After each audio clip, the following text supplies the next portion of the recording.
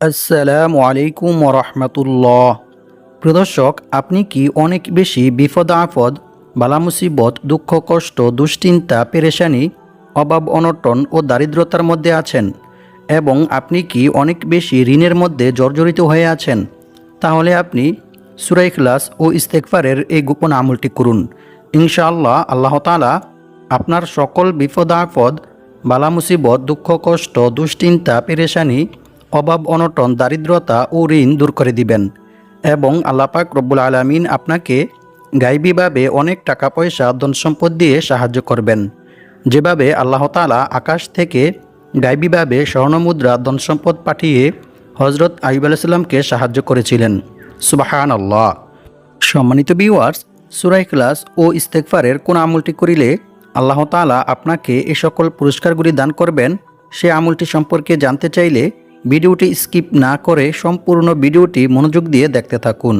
আর ভিডিওটি ভালো লাগলে লাইক, কমেন্ট, শেয়ার করে চ্যানেলটি সাবস্ক্রাইব করে আমাদের পাশে থাকুন। সম্মানিত ভিউয়ার্স, সকালে ফজরের নামাজের পর সূরা ইখলাস ও ইস্তেগফার এই নিয়মে পাঠ করে আমল করুন।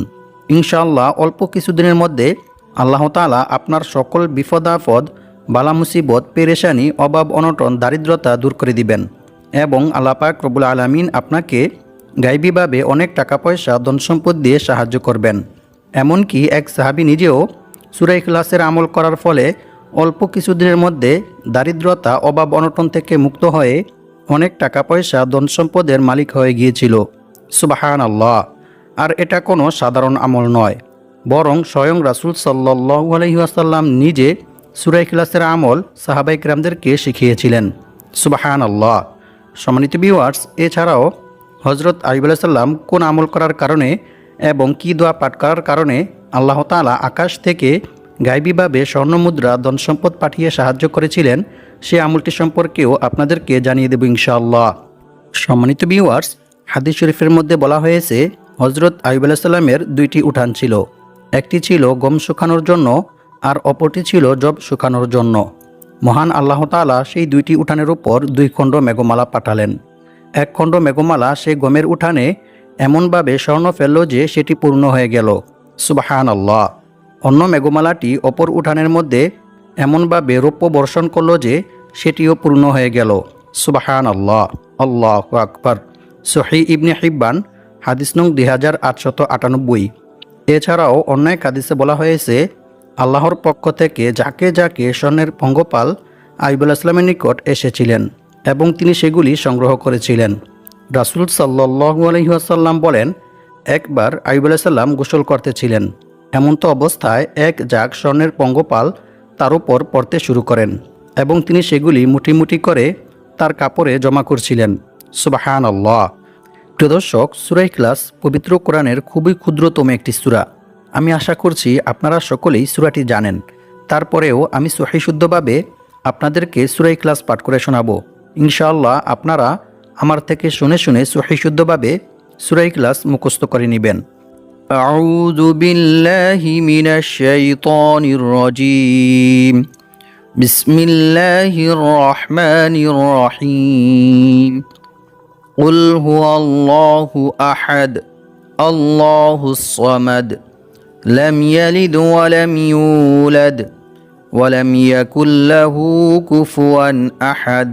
সাদাকাল্লাহুল আযীম। সম্মানিত ভিউয়ার্স, আমলটি করার জন্য আপনাদেরকে বেশি কিছু করতে হবে না। শুধু আমি যে নিয়ম বলে দেব সেই নিয়মে আপনারা পবিত্র কোরআনের এই ছোট্ট সূরা অর্থাৎ সূরা ইখলাস ও ইস্তেগফার পাঠ করে আমল করবেন। তাহলে ইনশাআল্লাহ অল্প কিছুদিনের মধ্যে আল্লাহ তাআলা আপনাদের সকল অভাব অনটন, দারিদ্রতা ও ঋণ দূর করে দিবেন এবং আল্লাহ পাক রব্বুল আলামিন আপনাদেরকে গায়বীভাবে অনেক টাকা পয়সা ধন সম্পদ দিয়ে সাহায্য করবেন। তবে মনে রাখতে হবে, প্রতিটি আমল করার জন্য অবশ্যই আল্লাহর উপর এবং আল্লাহর কোরআনের উপর দৃঢ় বিশ্বাস রাখতে হবে।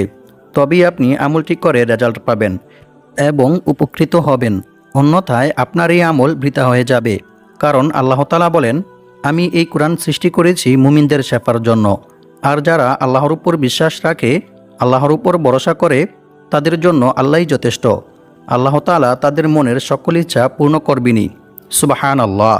তাই আমলটি করার জন্য অবশ্যই আপনাদেরকে মনে প্রাণে বিশ্বাস রাখতে হবে যে আমি এই আমলটি করার ফলে আল্লাহ তাআলা আমাকে গায়বীভাবে অনেক টাকা পয়সা ধন সম্পদ দিয়ে সাহায্য করবেন, যেভাবে আল্লাহ তাআলা তার নবী হজরত আইয়ুব আলাইহিস সালামকে গায়বীভাবে টাকা পয়সা, স্বর্ণমুদ্রা, ধন সম্পদ দিয়ে সাহায্য করেছিলেন। সুবহানাল্লাহ। সম্মানিত ভিউয়ার্স, এখন আমরা সূরা ইখলাসের কিছু বিশেষ ফজিলতের বিষয়ে কোরআন এবং হাদিস থেকে জেনে নেব। আবু সাঈদ খুদরি রাদিয়াল্লাহু তাআলা আনহু থেকে বর্ণিত, তিনি বলেন, এক ব্যক্তি অন্য এক ব্যক্তিকে রাতে বারবার সূরা ইখলাস পাঠ করতে শুনেন। অতঃপর সকাল হলে ওই ব্যক্তি রাসূল সাল্লাল্লাহু আলাইহি ওয়াসাল্লামকে এই বিষয়টি সম্পর্কে অবগত করেন। রাসূল সাল্লাল্লাহু আলাইহি ওয়াসাল্লাম তার একথা শুনে বললেন, ওই সত্তার শপথ যার হাতে আমার প্রাণ, অবশ্যই এই সূরা অর্থাৎ সূরা ইখলাস পবিত্র কোরআন মাজিদের 1/3 সমান। সুবহানাল্লাহ।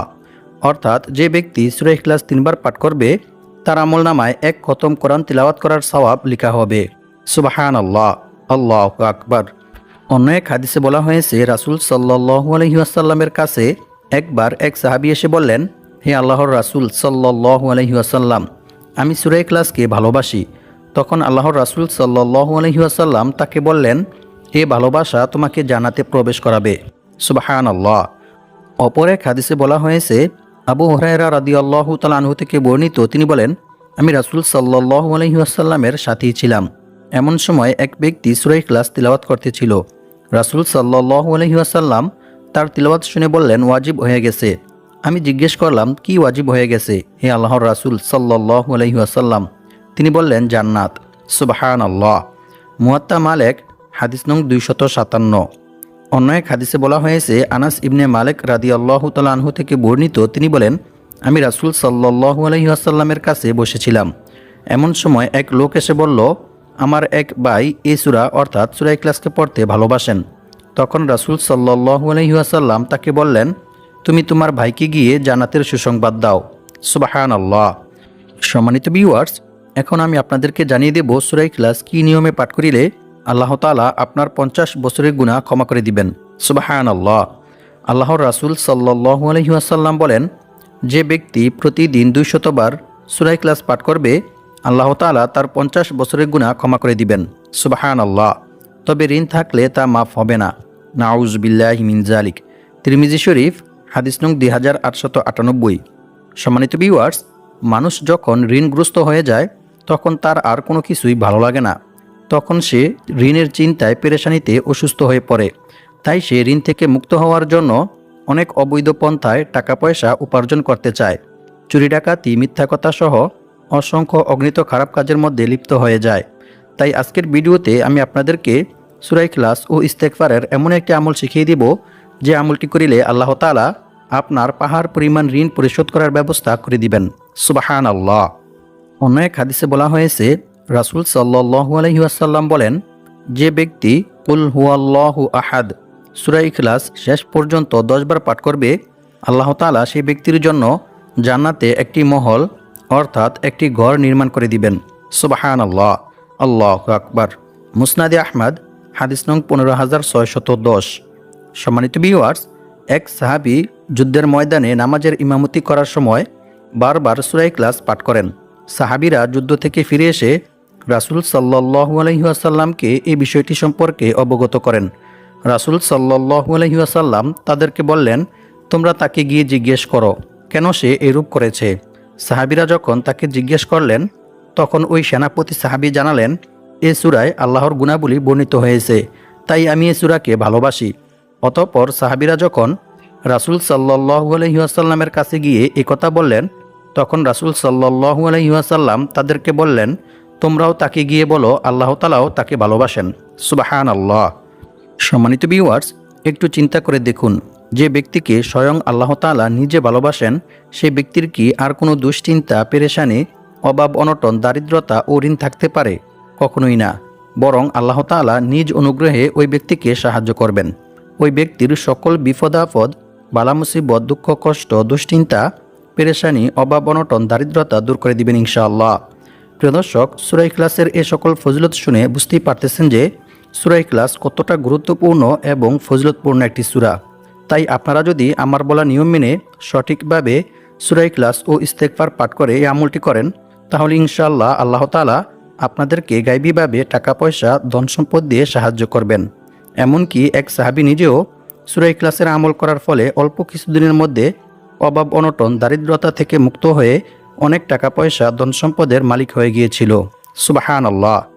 সম্মানিত ভিউয়ার্স, আমলটি করার জন্য অবশ্যই আপনাদেরকে সকালে ফজরের নামাজ জামাতের সহিত আদায় করতে হবে, আর মেয়েরা ঘরেই আদায় করবেন।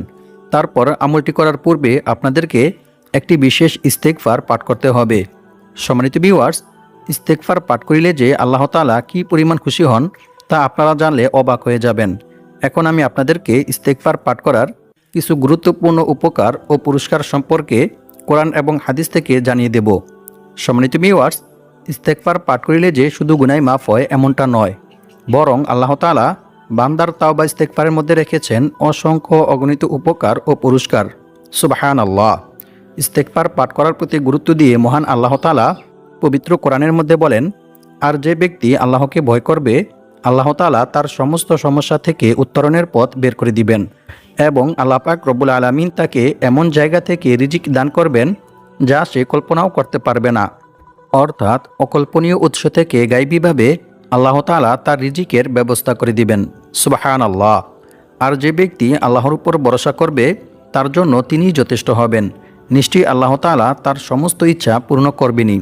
সুবহানাল্লাহ। আল্লাহু আকবার। সম্মানিত ভিউয়ার্স, আল্লাহ তাআলাকে ভয় করার সর্বোত্তম মাধ্যম হচ্ছে তাওবা ইস্তেগফার করা, ক্ষমা প্রার্থনা করা।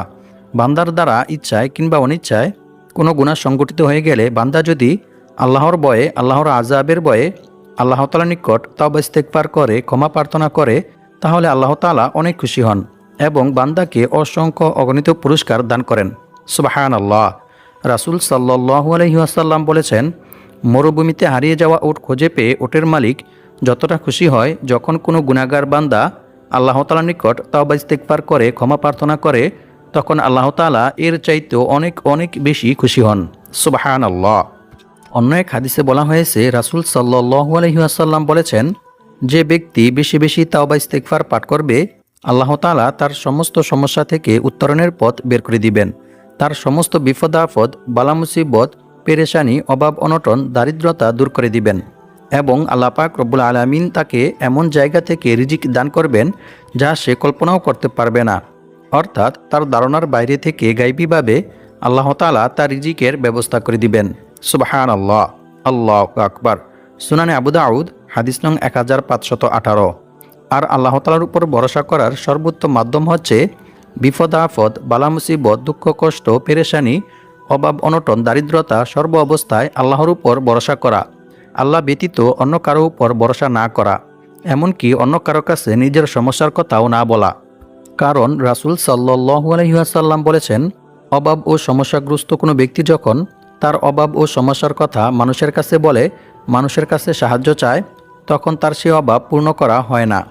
পক্ষান্তরে যে ব্যক্তি তার অভাব ও সমস্যার কথা আল্লাহ তাআলার কাছে বলে, আল্লাহ তাআলার কাছে সাহায্য চায়, অচিরেই আল্লাহ তাআলা তার অভাব ও সমস্যা দূর করে দেন। সুবহানাল্লাহ। আল্লাহু আকবার। তাই আমাদেরকে সর্ব অবস্থায় সবসময় রিজিক বৃদ্ধি হওয়ার এবং বিপদ আপদ, বালা মুসিবত থেকে মুক্ত হওয়ার যে সকল দোয়া ও আমল রয়েছে সেগুলির মাধ্যমে আল্লাহ তাআলার নিকট দোয়া করে সাহায্য চাইতে হবে। সম্মানিত ভিউয়ার্স, এখন আমি আপনাদেরকে জানিয়ে দেব সূরা ইখলাসের আমলটি কী নিয়মে করতে হবে এবং কোন সময়ে করতে হবে। সম্মানিত ভিউয়ার্স, সূরা ইখলাসের আমল দুইটি নিয়মে করা যায়। প্রথমটি হচ্ছে, রাসূল সাল্লাল্লাহু আলাইহি ওয়াসাল্লামের কাছে একবার এক সাহাবী এসে দারিদ্রতার অভিযোগ করলেন।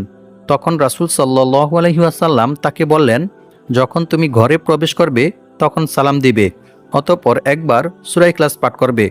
ওই সাহাবী রাসূল সাল্লাল্লাহু আলাইহি ওয়াসাল্লামের কথা মতো অল্প কিছুদিন এই আমল করার ফলে আল্লাহ তাআলা অল্প কিছুদিনের মধ্যে তার দারিদ্রতা, অভাব অনটন দূর করে দিয়েছেন এবং সে ব্যক্তি অনেক টাকা পয়সা, ধন সম্পদের মালিক হয়ে গিয়েছিল। সুবহানাল্লাহ। আর দ্বিতীয়ত যে আমলটি রয়েছে সে আমলটি করার জন্য প্রথমে আপনাদেরকে সাল্লাল্লাহু আলাইহি ওয়াসাল্লাম এই দুরূদ শরীফটি 100 বার পাঠ করতে হবে। অতঃপর লা হাওলা ওয়ালা কুওয়াতা ইল্লা বিল্লাহ এই ইস্তেগফারটি 81 বার পাঠ করতে হবে। এরপর আল্লাহুম্মা গফিরলি যামবি ওয়া ওয়াসি'লি ফি দারি ওয়া বারিকলি ফি রিজকি এই ইস্তেগফারটি 31 বার পাঠ করতে হবে। এরপর 55 বার সুবহানাল্লাহ পাঠ করতে হবে। অতঃপর 21 বার বিসমিল্লাহির রহমানির রহিম এবং 21 বার কুল হুয়াল্লাহু আহাদ সূরা ইখলাস পাঠ করতে হবে। তারপর আলহামদুলিল্লাহ ৫৫০ বার পাঠ করবেন। এরপর আবার কয়েকবার দুরূদ শরীফ পাঠ করে আল্লাহ তাআলার নিকট দোয়া করবেন। দোয়ার মধ্যে আপনি যা চাইবেন ইনশাআল্লাহ আল্লাহ তাআলা আপনাকে তাই দান করবেন। তবে দোয়ার মধ্যে আরও একটি দোয়া পাঠ করবেন, সেটি হচ্ছে আল্লাহুম্মা কফিনি বিহালালিকা আন হারামিকা ওয়া আগনিনি বিফাদলিকা আম্মান সিওয়াক। সম্মানিত ভিউয়ার্স, দোয়া শেষ করার পূর্বে ইয়া যাল জালালি ওয়াল ইকরাম, ইয়া হাইয়্যু ইয়া কাইয়্যুম এই দুটি ইসমে আজমের উসিলায় দোয়া করে তারপর দোয়া শেষ করবেন। দোয়া শেষ করেও কয়েকবার ইস্তেগফার ও দুরূদ শরীফ পাঠ করে নেবেন। আল্লাহ পাক রব্বুল আলামিন আমাদের সবাইকে সূরা ইখলাস ও ইস্তেগফারের এই আমলটি করে অভাব অনটন, দারিদ্রতা, বিপদ আপদ, বালা মুসিবত, দুঃখ কষ্ট, পেরেশানি থেকে মুক্ত হয়ে অনেক টাকা পয়সা, ধন সম্পদের মালিক হওয়ার তৌফিক দান করুক। আমিন।